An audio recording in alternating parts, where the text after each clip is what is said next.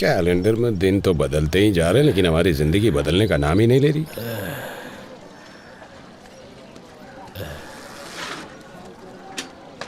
क्यों स्वामी, दोबारा उस कलेक्टर के ऑफिस में गए थे क्या? उस कलेक्टर के ऑफिस के चक्कर लगाते लगाते भले ही तुम्हारी एड़ियां घिस जाएं, लेकिन उसकी कार इस रोड पे नहीं आने वाली है। तुम्हारे आराम करने की उम्र है, क्यों उसके चक्कर में पड़े हो?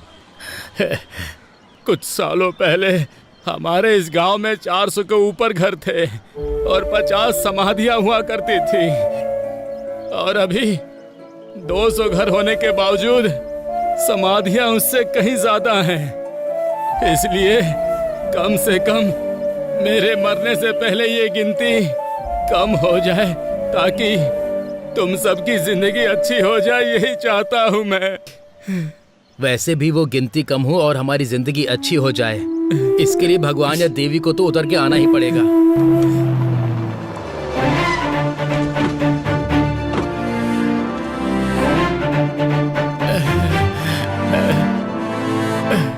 नमस्ते मैम साहब।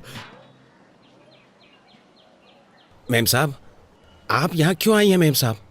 हे, बताओ, तुमने क्या बोला कि ये यहाँ तक आ गई? मेम साहब, इसकी बातों पर ध्यान मत दीजिए। हमें यहाँ पर किसी भी तरह की तकलीफ नहीं है।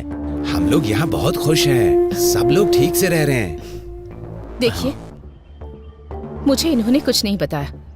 तुम्हारा डर देखकर ही बात क्या है मैं समझ गई हूँ।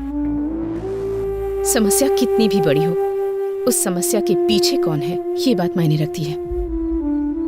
अब बताइए मुझे, कौन है वो? नहीं मेम साहब, मुझे कोई समस्या नहीं है। मैं बिल्कुल ठीक से रह रहा हूँ। भैया, अगर हम मुंह नहीं खोलेंगे तो जुबान के साथ साथ हमारी जिंदगियां भी खत्म हो जाएंगी। मैडम, हमारे गांव वाले किताबों के साथ साथ हमारी समस्या भी यहीं पर फेंक रहे हैं। मैडम, मैं बीएससी एग्रीकल्चर स्टूडेंट हूँ। मैडम, लाखों रुपए की नौकरी छोड़कर खेती को ही अपना व्यवसाय बना रहा हूँ। मैडम, यहाँ की समस्या किसान की कम कमाई या फिर पानी की कमी या फिर बारिश से फसल तबाह हो जाए, ऐसा नहीं है। उसकी वजह यहाँ नकली बीज है। मैडम, नकली बीज? हाँ मैडम, बहुत सालों से हमारे दादा परदादा की जमीन गिरवी रख के हम बीज खरीदकर फसल उगा रहे हैं। फसल उगाने वाला किसान आत्महत्या कर रहा है। मैडम, बड़े बुजुर्ग के साथ साथ घर की बड़ी बेटी भी बलि चढ़ रही है। मैडम, हम सबका जीना बहुत मुश्किल हो गया। मेम साहब, ये ऐसे ही बकवास कर रहा है। हम लोग सच में खुश हैं। यहाँ पर कुछ भी नहीं हुआ है मेम साहब।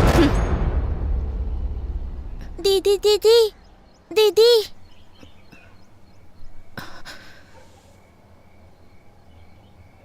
मेरे पिता खेत में गए थे, अब तक नहीं आए। मेरी माँ ने कहा था कि कल तक आ जाएंगे, लेकिन वो नहीं आए। कम से कम आप तो मेरे पिताजी को आने के लिए कहिए ना। इसके पिता को मरे बहुत दिन हो गए, लेकिन इसको कैसे समझाएं? हमें कुछ नहीं समझ में आ रहा मेम साहब, कुछ नहीं समझ में आ रहा है।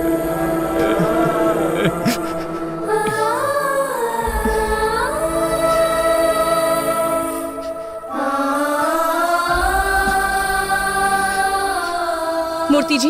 मैडम, ये एमएलए की फैक्ट्री है। मैडम, मूर्ति जी। मेम साहब, वो एमएलए हमें जान से मार डालेगा।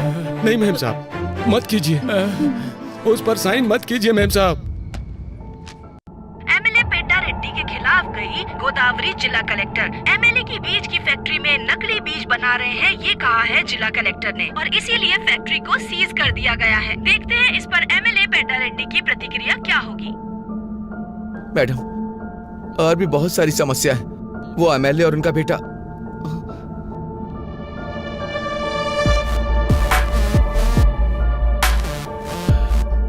क्यों कलेक्टर, तुम्हारे बारे में बहुत कुछ सुन रहा हूँ। खून जरूरत से ज्यादा उबाल मार रहा है, बोलो ना। उसे रोकने के दूसरे रास्ते भी हैं।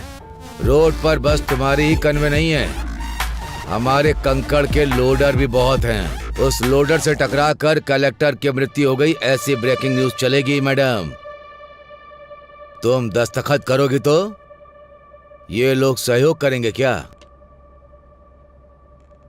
अच्छा काम करोगे तो 10 लोग हाथ जोड़ेंगे।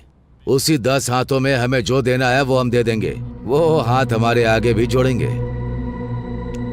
खरीदने से पहले नमक का स्वाद चखते हैं क्या? हमारे बीज भी ऐसे ही हैं। इन गरीब किसानों के लिए इतना गुस्सा दिखा रही हो? 4 पैसों के लिए दिन भर काम करने वाले भिखारी, इनके लिए तुम अपनी जिंदगी बर्बाद कर रही हो। तुमने जो ऑर्डर पास किया है उसे रद्द करने का दस्तखत करो।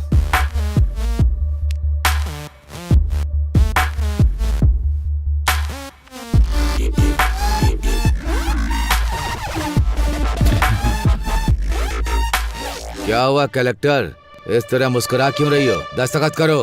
भाई भाई ये देखिए।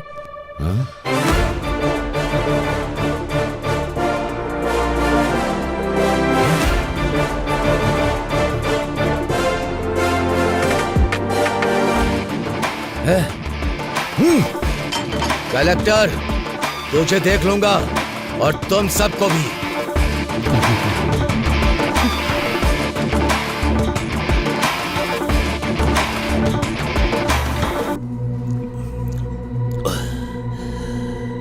मुझे फंसा दिया सबके सामने, मेरी इज्जत उतारी।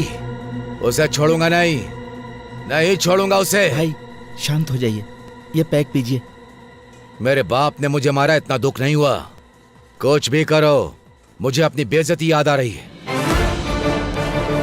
मैं दारू पी रहा हूं, उसके बाद भी उसका घमंड याद आ रहा है। जब तक उसकी जान नहीं ले लूंगा मैं चैन से नहीं बैठूंगा। भाई जान लेंगे लेकिन कलेक्टर की नहीं भाई।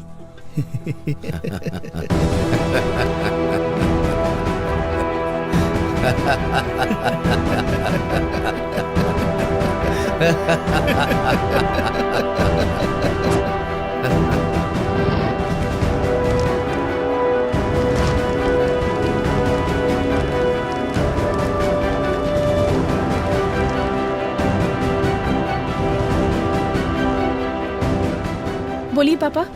हेलो बेटी, क्या कर रही हो? काम में उलझी हुई हूँ पापा। अच्छा मेरी बात सुनो बेटा, आज हमारे गांव में पूजा यात्रा है। तुम नहीं आओगी तो कैसे चलेगा? तुमको आना ही पड़ेगा। ठीक है, मैं आती हूँ पापा। हाँ ठीक है बेटा। ओके।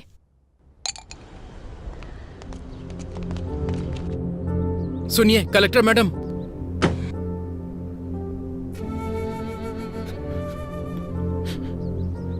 सुनिए कलेक्टर साहब, मेरा बेटा मर गया।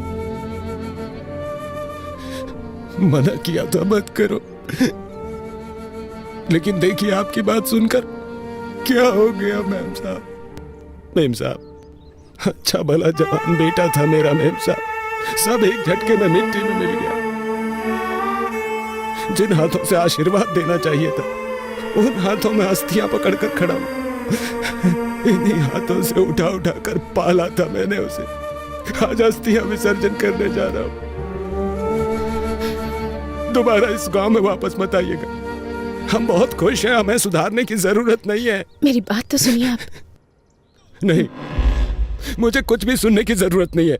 मेरे बेटे की मौत का न्याय चाहिए मुझे न्याय चाहिए। न्याय चाहिए, न्याय चाहिए, न्याय चाहिए, न्याय चाहिए, न्याय चाहिए, न्याय चाहिए, न्याय चाहिए।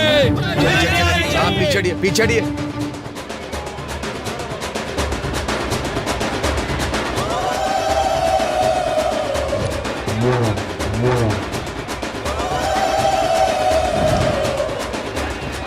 पूजा बहुत अच्छे से हो रही है ना भाभी? जी हाँ। साहब, साहब, हमारी सुब्बा लक्ष्मी आ गई। सुब्बा लक्ष्मी आ गई। मालिक, हमारे गांव की बेटी आई है मालिक, कलेक्टर बनकर आई है। इस बार यह ज्योति उन्हें जलाने दीजिए मालिक। कमाल करते हो भाई, मैं जलाऊं या मेरी भांजी जलाए, एक ही तो बात है। ये लो जी जी लाइए।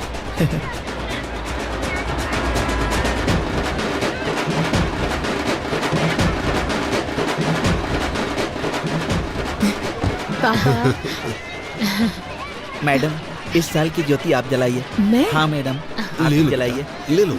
हाँ ठीक है।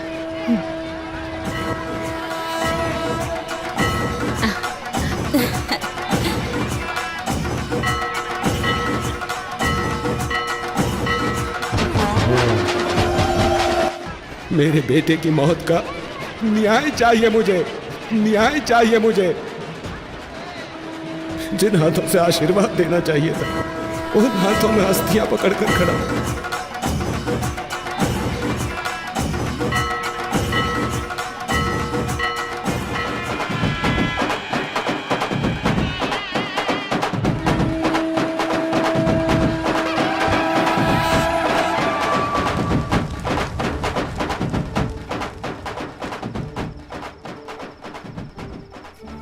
अरे रंगा, शांत हो जा भाई। जाने वाला कभी लौटता है क्या? जो हुआ उसे भूल जा। शांत हो जा, शांत हो जा।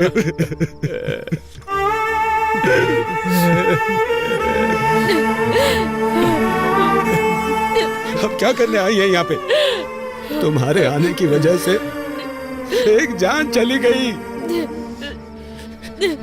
अब कौन सा नुकसान पहुंचाने आई हो तुम हमें? तुम्हारा मन नहीं भरा क्या? चली जाओ मेम साहब, मेहरबानी करके यहाँ से चली जाओ। एक बार मेरी बात तो सुन लीजिए प्लीज, मैं रिक्वेस्ट कर। जाओ, तुम बड़े लोग जीते ही हो, हम गरीबों की वजह से तुम लोगों पे क्या भरोसा करना। ओए रंगा, शांत हो जा। मेम साहब जो कह रही है सुन तो ले। मेम साहब ने हमारा नुकसान कराना चाहा था क्या, बता?